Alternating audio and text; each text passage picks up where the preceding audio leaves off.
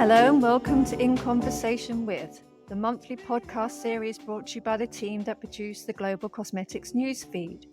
2023's theme is circular cosmetics. This month's topic is industry, and I'm your host, Siobhan Murphy.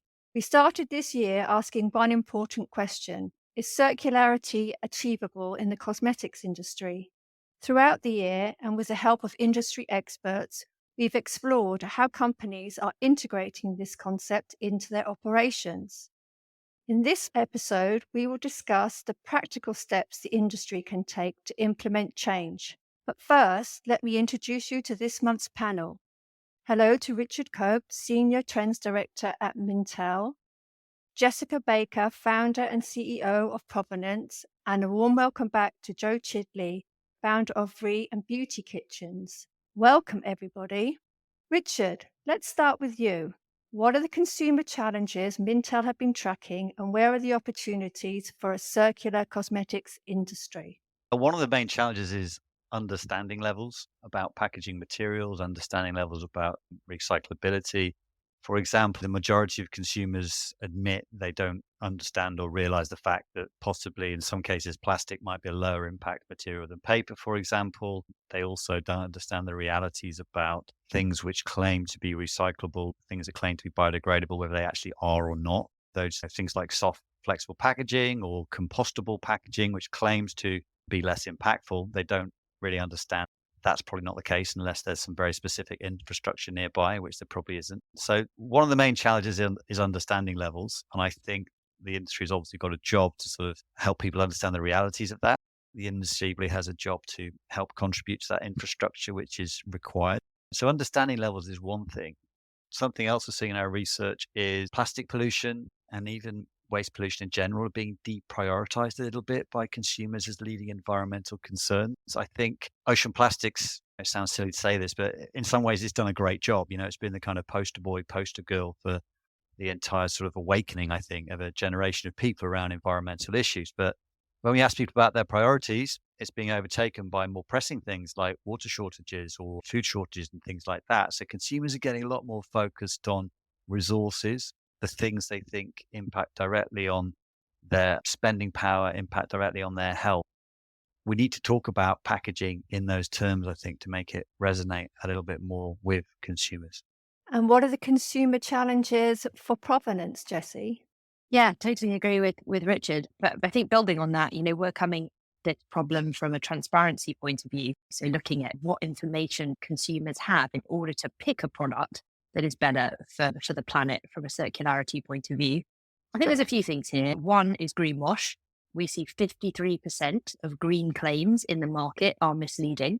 So the reality is, if you're a consumer and you want to try and make a good decision and buy a product that is on its way to circularity, and apart from the brilliant work that Joe's doing at Beauty Kitchen, I'm yet to see many brands that are really kind of grazing circularity genuinely.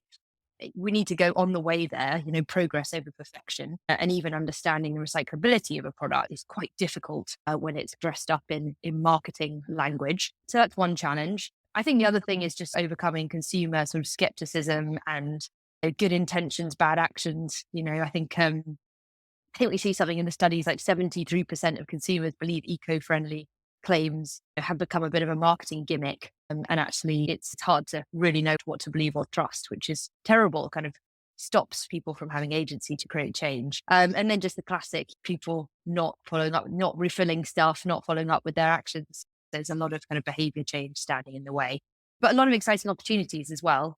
We see the market is changing very much. Consumers are waking up and demanding sustainability from brands, led by Gen Z, who will become the largest income group by 2030. So yeah, lots to play for and exciting innovation ahead, but yeah, still got a lot of work to do. And in 2023, Joe, what are the consumer challenges at Beauty Kitchen? So I think for us, really building on what's already been said, I think business needs to take a responsibility here. And we know that it's the single-use nature, irrespective of what the material is. We also know that recycling doesn't work. And unfortunately, for the recycling community, it causes more confusion than good. So I think there's an opportunity to be able to leapfrog But that does mean that everyone has to play their part. And I think that's where legislation, certification can really help to mold what that can be. And we've obviously been big advocates of certification as well as the principles for certain certifications. But I think the easiest route for anyone that wants to do something better, particularly within the circular economy and particularly within packaging, is really just to think, is this material or this piece of packaging able to be returned, and can it be reused? There's consumer research that's recently come out from City to Sea, and that gives lots of positivity in terms of who is more inclined towards sustainability. So not just saying, I want to be more sustainable because I want to be a good person. That is everybody, but turning that thought into action.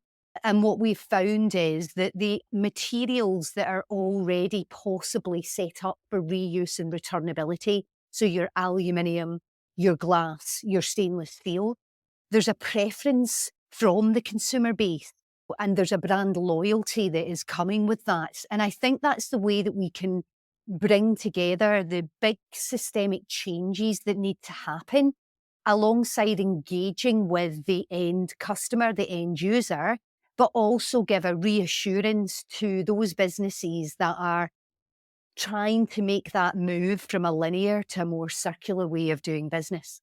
And Richard, what are the technical challenges that Mintel have been tracking, and where are the opportunities for a circular cosmetics industry?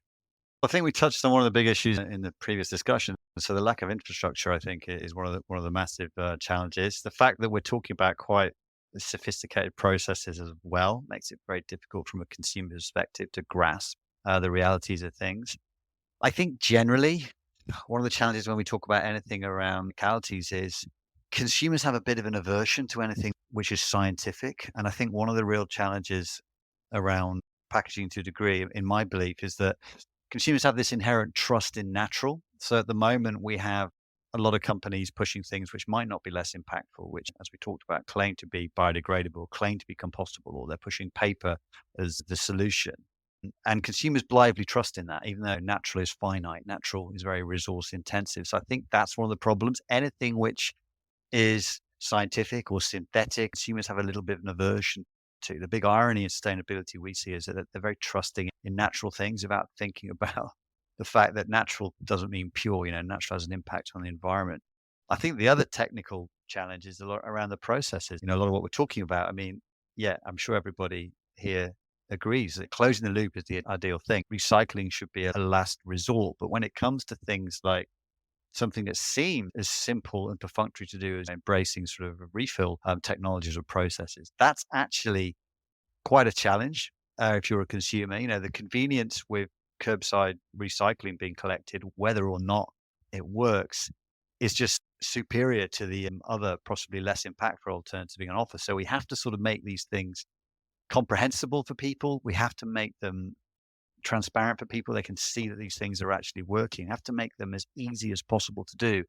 It's like when we talk about trying to get people to purchase less impactful products, we need to tick the boxes of quality and convenience and all those other things first and foremost. And that's the challenge about all the processes we're talking about here today. They have to be very easy to do, very easy to understand. Otherwise, people are not suddenly going to embrace them. Thinking about processes, Jessi, what are the technical challenges at Provenance? I think Richard covered it well. I guess from our point of view, we're looking at the process of how you talk about the impact that your product and product packaging is having. So from that point of view, there's a technical challenge in trying to get all brands and retailers to use the same standards when communicating about their kind of waste related claims. Because otherwise, if everyone's not singing from the same hymn sheet, it's very, very difficult to drive a race to the top being circularity, which we are very far from, in my point of view.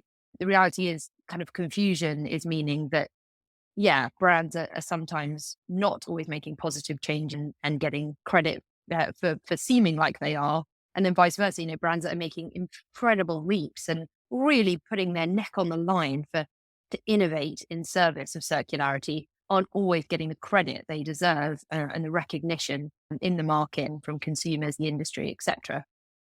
The other big challenge I see is logistics and lack of industry collaboration. The reality is packaging design is still a key differentiator for a product, which is ridiculous when you think about it. It actually, in the beauty industry, doesn't provide any real functionality or very limited usually. So and I think that stops uniform formats for everyone to adopt, which is a real shame. And then I know we'll get to this later, but I think regulation is just too few and too weak. Extended producer responsibility is essential. We just saw a study come out, what was it, this week by Greenpeace. Unilever produced 53 billion plastic sachets in 2023 at 1,700 per second.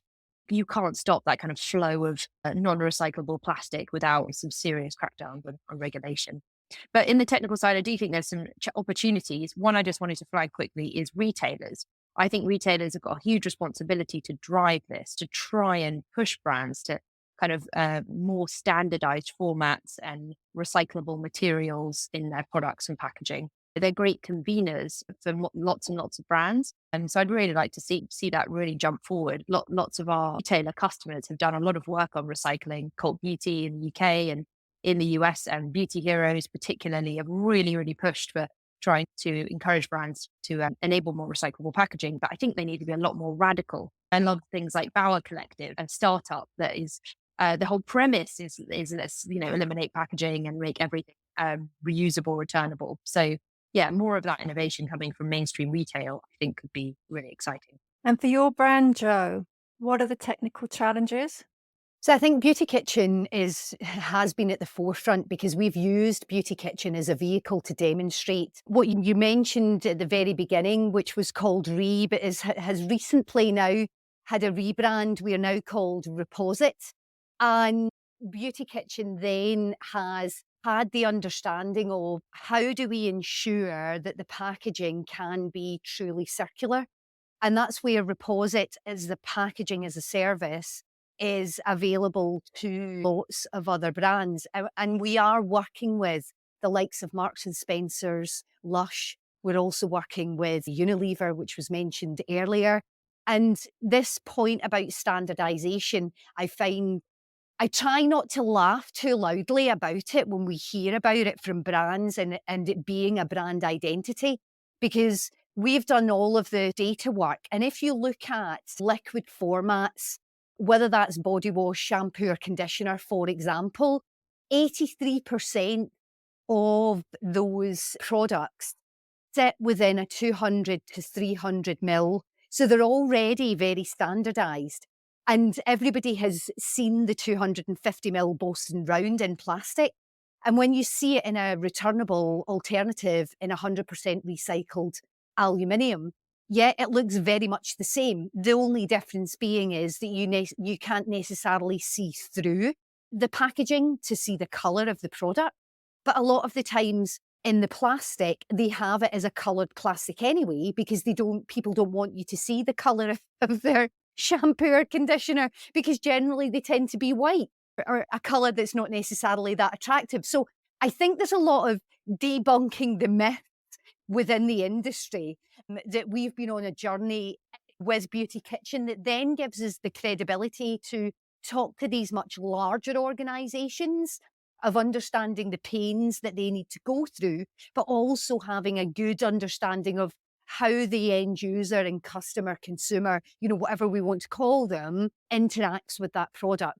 And that's where I think packaging as a service, digital technology, and leveraging that, the amount of loyalty gives a whole different aspect to the commercials that sit within our industry, while nudging and pushing and cajoling the industry to move to more circular business models. Thinking about moving towards more circular business models, Richard, what are the environmental challenges Mintel have been tracking, and where are the opportunities for a circular cosmetics industry? Well, I think what we need to do in circularity is we need to it's a big challenge, but take the sort of life cycle assessment approach and actually communicate the realities of that to consumers. We asked people, we did a life cycle assessment style question to ask consumers where they think the impact is greatest in the typical journey of a product. I think we use coffee as our sort of universal product, and they are focused on end of life, wrongly in most cases. I think end of life is where the impact is greatest in terms of waste, in terms of energy and everything else. And I would argue that a lot of consumer facing businesses, it suited them to sort of push that agenda and not talk about sourcing, particularly in food, where so much of the impact is in the supply chain there. So I think that's one of the challenges, because the reality is that consumers, to their credit, they do understand and tell us that the third most important factor when they are choosing to buy a good is whether the packaging performs well. Does the packaging protect the product inside, and all that energy and all those inputs which have gone into creating that? They do prioritize that ahead of whether the packaging has been responsibly sourced, or even ahead of when the packaging can be recycled. So they're on the money with that, in that common sense approach. So I think that does create opportunities. Really, I think the challenge is talking about or getting people to understand the truths of, what is the lowest impact solution in terms of the amount of energy or water which goes into recycling one material over another. And it's very rare for brands to maybe argue, this is why we use recyclable plastic rather than another material, because the impact is lower. So it's a big challenge in terms of communicating those environmental truths to consumers. I think so far, not just the beauty industry, but most consumer facing industries have been just happy to have a very sort of simple anti-plastic message, or not really sort of, talk about a sort of biodegradable message, which is not about engaging the issues. That still sorts of kind of disposable mentality. So I think they're the challenges which really need to be overcome, is to somehow crystallize those LCA realities on pack, if possible, to consumers. And thinking about communicating realities, Jess, what are the environmental challenges at Provenance? Yeah, I totally agree with what Richard was saying. I think there's a lot of discussion on the impact of products, but actually when you get down to it and look at how many brands are really measuring the carbon impact of their product and packaging, it's very, very few. Lots of people, really great to see, are adopting LCAs at a brand level and, starting to be more carbon conscious for scope 1 and scope 2. But scope 3 and their supply chain, the reality behind the production of their products and the end of life of their products, it's very rare to see. And when we do see it, it's usually built up with secondary data. So it's a bit of a finger in the air for what could be the carbon impact of product. So basically, I really agree with Richard. I think we need to get to a state where everyone is measuring the impact of products, and that is showcased and uniform to the world, so that we can all start to understand and compare, contrast different products easily. But I think, a job we're doing at Provenance is hoovering up the data from different LCA and carbon measurement services and trying to unify them into retailer environments, for example. Because the reality is we can't enforce the same LCA tool across every single brand sold by a particular retailer. That's just going to create a lot of extra work. So yeah, there's an interoperability job to be done, which is what we're working on in order to take that environmental data that the brand has gathered and make it accessible to the consumer at the point of sale through a multi-brand retailer environment, for example. Other environmental challenges I see are we just consume too much stuff. I'm a really big fan of businesses that are creating kind of multifunctional products and trying to sell you less, better products. I think we've got quite a long way to go on that front. And then, opportunities on the environmental side, I do think there's a very strong business case for investing in this as a business. Sustainably marketed products go 3 times faster than the rest of the market. So there is a business case for getting this. And I do think sustainability will become core to all of the functions across cosmetics and beauty businesses over time. And then, I guess, I see lots of cool innovation like Joe's doing, but also other kind of returnable concierge services for various different other types of packaging. So there's a lot of fantastic innovation out there. So the solution's here. It's just we need to get it to be, much more widely adopted. And in 2023, Joe, what are the environmental challenges at beauty kitchens? So I think if we just build on what Jessi said there, I think if you take the single-use packaging industry, and it doesn't matter what material that is, what it's had nearly 100 years of empirical efficiencies, to make it really, really cheap, the lightest it can be, the cheapest it can be, so that it is accessible. And if we then look at a circular business model, there has to be the commercials that bring that. And that's where there was another phrase that Jessi said earlier in terms of this progress over perfection, because we are never going to, in returnables, you're never going to get that 100 years in a short space of time. But what you can do is you can tackle the sort of lower hanging fruit, if that makes sense. And that's where it's really interesting for our industry, because all of the research, all of the reports, everything that's out there is saying that the personal care industry, alongside the home care industry, is where consumers are more likely to make those changes easily or see that as an easy change. And that's where Beauty Kitchen's environmental impact is negligible. We're so small, it doesn't matter. But the impact of Reposit, because of those large global organizations that we're currently working with, the actual changes that could happen with that packaging as a service, and is already happening. If we take Marks and Spencer's as an example, that's been 13 SKUs in 7 stores. It's going to 30 SKUs in 25 stores, which is over 350,000 pieces of packaging that will be in a returnable system. And that just shows you that this is still just a drop in the ocean, because the packaging industry is a $1 trillion annual industry. And within that, 900 billion is downcycled. It's ripe for opportunity to be able to change that narrative. And that means that the planet at large then has some kind of democratic vote, because we're talking about the language of profit. And that's really what has to change, because at the end of the day, the planet doesn't have a vote at the moment. We have to do that for it. And that's why we're trying to tackle that by being a smaller player that sells to much larger players, so that environmental impact is much bigger. And thinking about progress over perfection, Richard, what are the regulatory challenges that Mintel have been tracking, and where are the opportunities for a circular cosmetics industry? I'm probably not the one particularly well versed to talk about specific legislation, but from the consumer research, I think it's important to say we ask consumers, who do you think is most responsible, on a host of issues, whether it's themselves, the government, or companies, and actually, reducing packaging waste is one of the few areas where they actually say companies are held most responsible by consumers, but even more so than government, which is obviously bad news for packaging companies who have that legislation coming their way. But I think legislation, hitting people with a stick is obviously part of the story. But, to bring the consumers into it, I think there's an analogous situation here to what we see with governments wanting consumers to transition to electric vehicles, or governments wanting consumers transition to cleaner energy in their homes. We need to give people some incentives around this. We need to reward and incentivize that behavior. And that goes for packaging as much as, on a daily behavior, as much as it goes for, giving people incentives to transition to something like a heat pump. So I think that's something that needs to come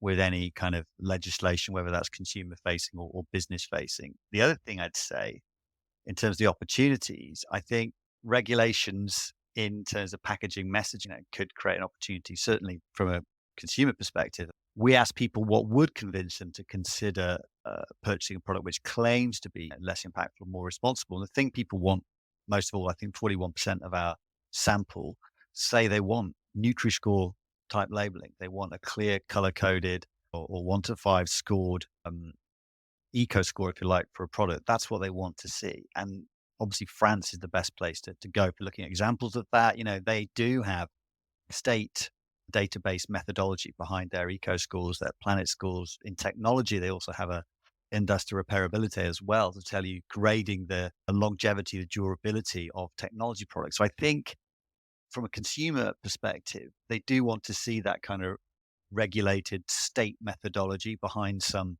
good communications, ideally a single communication on pack of how impactful the product is. Because otherwise, if we're going down the road of having multiple 5, 6, 7 different certificates on a product, that's just destroying the initial objective. So I think consumers want regulation in labeling and communications, as well as some incentive or reward culture to encourage them to change their behavior on. And for you, Jessi, at Provenance, what are the regulatory challenges and where are the opportunities? Building on Richard's point, I think actually personally, I think the regulation landscape has come on kind of leaps and bounds over the past 2 years. There's been some really fantastic regulations put out there on green claims throughout the EU and also in the UK with the Competition and Markets Authority Green Claims Code. Also in the US, they're starting to do something similar through the FTC. It's still early days though, and the big issue is enforcement. We're a long way away before fines are really being handed out left and centre, but they are threatening to fine up to 4% of turnover for misleading claims. So that would cover things like circularity and packaging waste, etc. type claims.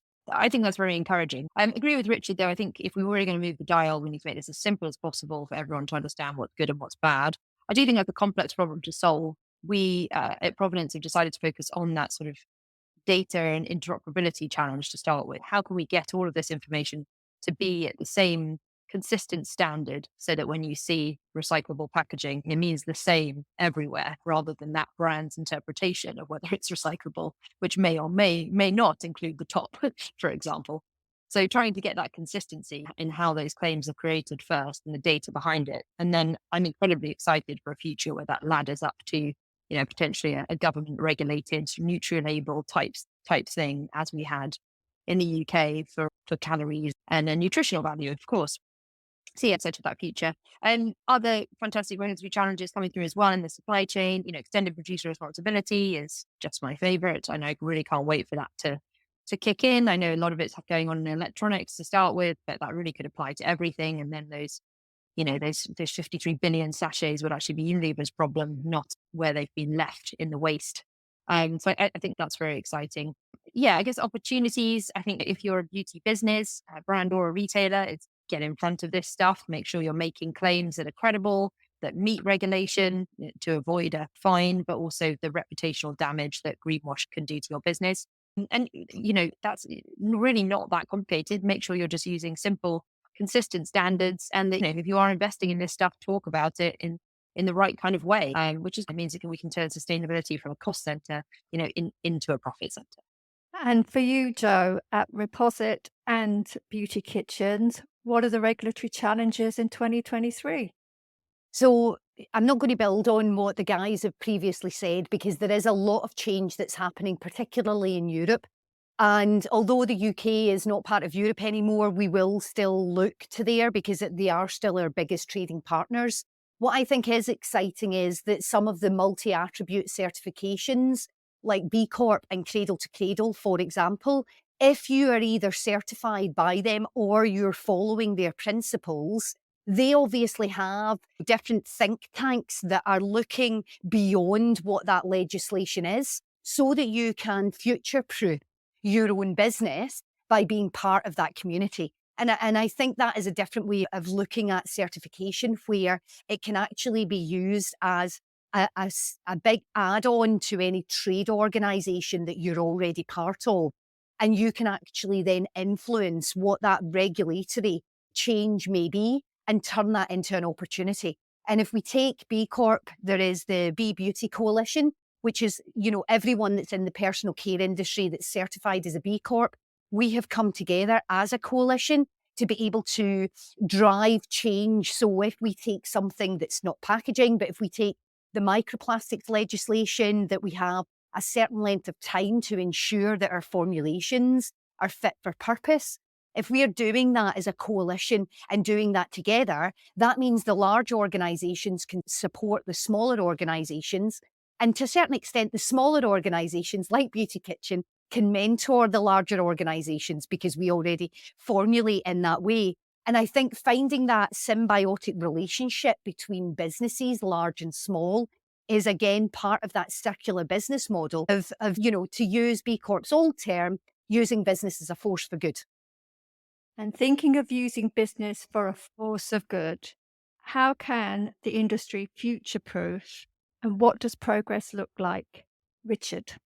My council recycling Tetra Pak would be a start. I don't mean to be glib, but I think that's part of what everyone's talking about in terms of universal things. We need coherence, we need things to pull together and make things more coherent in terms of that. I think some of the clearer labeling we talked about. It would be nice to see people sort of come together and cooperate and get a uniform system going as well.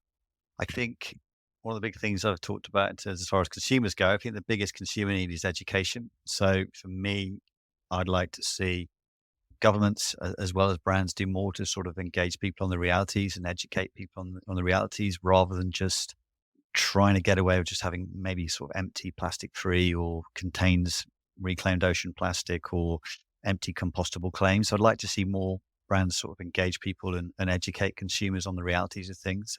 That's definitely what I'd like to see from the consumer perspective. And Jessi, at Provenance, what does progress look like?